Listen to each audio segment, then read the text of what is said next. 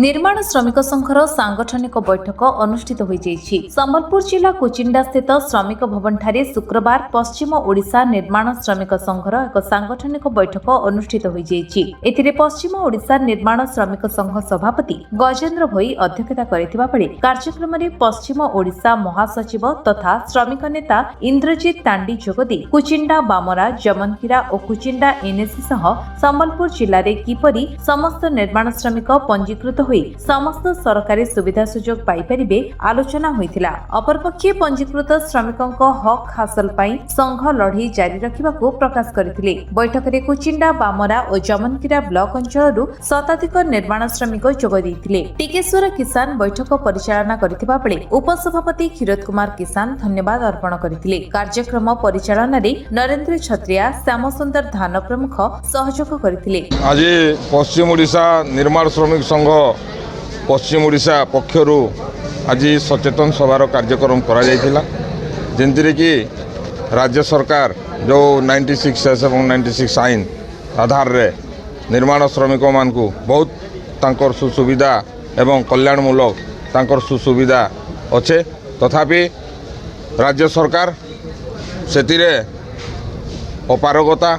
देखबार लगी मिलूचे सचेतन अभाव अच्छे से लगी आज आम आम संगठन पक्षर सचेतन करवार लगी आसलु आउ सब निर्माण श्रमिक भाई भौणी मान को समस्त को सचेतन कर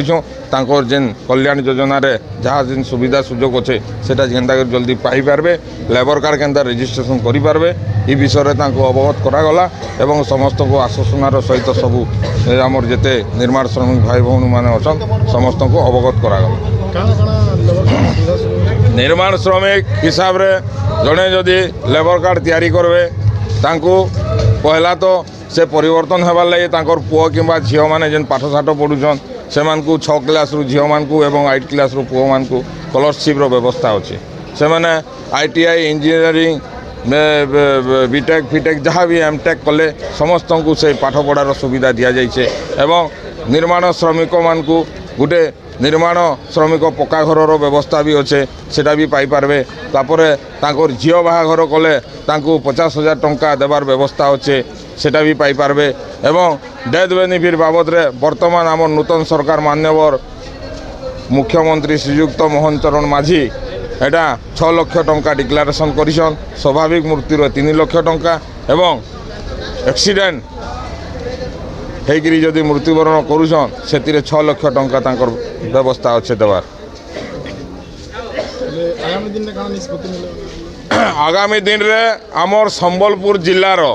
9टा ब्लॉक 4टा NSC महानगर निगम रो जेते भी श्रमिक भाई भौणी माने अछन समस्त को जेंता सुचारू रूपे तांकर लेबर परिचय पत्र मिली पारबा एवं तांकर लेबर परिचय पत्र रे जेन बेनिफिट गुड़ाक अच्छे से बेनिफिट सुचारू रूपे मिली पारबा जेनटा कि डिले होचे डिले न हेबार कथा 15 दिन भितरे तांको सबू जेतकी भी सुसभ व्यवस्था माने अच्छे सबू व्यवस्था रे तांको साहाय्य करबे आमर जिला प्रशासन अधिकारी माने डिस्ट्रिक्ट लेबर ऑफिसर माने कोऑर्डिनेटर माने बोली कर मुझे आशा करूँ।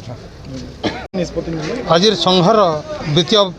अधिवेशन है ये अधिवेशन रे आम योजना कलु जे केनते आमर अंचल श्रमिक मैंने तांकर उपयुक्त सुविधा सुजोग पाई पारबे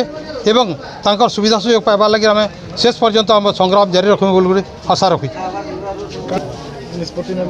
निष्पत्ति नियाई जे जेन श्रमिक मैंने भी लुकायित अवस्था अच्छन तांकर सरकारी सुविधा सुजोग नहीं पाई पारि से आगामी दिन में समस्त सरकारी सुविधा सुजोग पाई पारबे से लगे आम प्रतिज्ञाबद्ध होइछु आ समस्ते एकजुट होइछु।